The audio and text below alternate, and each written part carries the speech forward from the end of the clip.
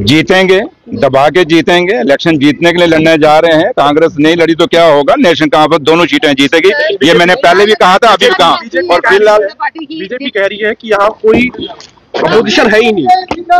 Opposition BJP को का घमंड तोड़ने के लिए तो नेशनल कॉन्फ्रेंस नगरेटा में उतरी है, क्योंकि वो लोगों को गुमराह कर रहे थे। और अगर अहंकार रावण का नहीं रहा तो बीजेपी क्या अहंकार मारेगी, इसका भी एक दिन अहंकार टूटेगा। और रावण भी सोचता था कि मेरे पे कोई जीत नहीं सकता, लेकिन एक वक्त आया, भगवान राम जी ने उसका वध किया और जीता।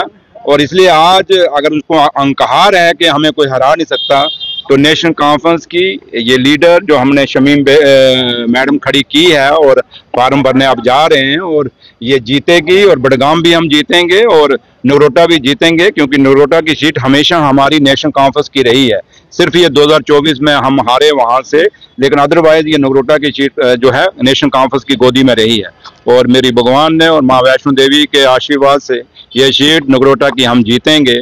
और नगरोटा की सीट इसलिए जीतेंगे क्योंकि आज सरकार में हम हैं, और लोगों से हम अपील करेंगे, नगरोटा के लोगों से, कि अगर आपने काम करवाना है तो शमीम जी के हक में वोट डालें, नेशनल कॉन्फ्रेंस के हक में वोट डालें, डॉक्टर फारूक अब्दुल्ला साहब को यहाँ से जिताएं और उमर अब्दुल्ला साहब को जिताएं, क्योंकि आज सरकार नेशनल कॉन्फ्रेंस की है।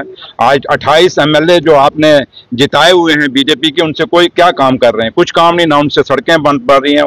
ये पीछे जब फ्लड आया था, आपने देखा उन्होंने क्या हालात हुई थी, उनके हाथ खड़े हो गए थे बीजेपी के लोगों के। तो इसलिए आज सरकार है, और अगर शमीम को ये लोग जिताएंगे नगरोटा के, तो इनके काम आएंगे। और क्योंकि मैं जम्मू से मेरे लीडर ने मुझे डिप्टी चीफ मिनिस्टर बनाया हुआ है, और बार बार हम अपने एमएलए जो यहाँ से जीतेगी उसके साथ जाएंगे, काम करवाएंगे।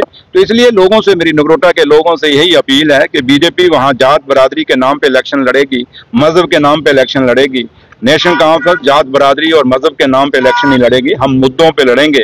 और मुद्दा सबसे बड़ा है कि जम्मू कश्मीर को स्टेट के दर्जा बहाल होना चाहिए।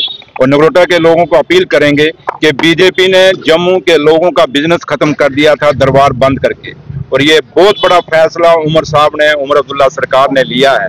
और जो दरबार मूव लिया है, आप लोग खुद, आप दुकानदारों को, बिजनेसमैन को मिल रहे हो, और ये खाली रघुनाथ बाजार के लोगों को फायदा नहीं होगा, या अप्सरा मार्केट के लोगों को फायदा नहीं होगा, या बे माल के उस लोगों को फायदा नहीं होगा, बल्कि एक बार्बर की दुकान से लेके, दूध बेचने वाले से लेके, एक साग सब्जी बेचने वाले से लेके, पेट्रोल पंप से लेके, चाहे होटलर्स हैं, चाहे ट्रांसपोर्टर्स हैं, हर आदमी को, चाहे बनियारी की दुकान है, करियाने की दुकान है, उनको फायदा होगा ये दरबार मूव से। तो इसलिए जिस बीजेपी ने दरबार बंद किया था, जम्मू की इकॉनमी को खत्म किया था, उमर अब्दुल्ला सरकार, और खासकर जो नेशनल कॉन्फ्रेंस को बीजेपी के लोग कहते थे जम्मू के हित में नहीं, बेशक हमें सीटें नहीं आई, लेकिन उसके बावजूद उमर साहब ने ये दरबार दोबारा बहाल किया। ये महाराजा साहब की विरासत थी। महाराजा साहब को सही मायने में अगर उन्होंने श्रद्धांजलि दी है तो ये दरबार दोबारा शुरू करके, क्योंकि महाराजा साहब का ये फैसला था, ये सदियों से पहले ये फैसला चला था,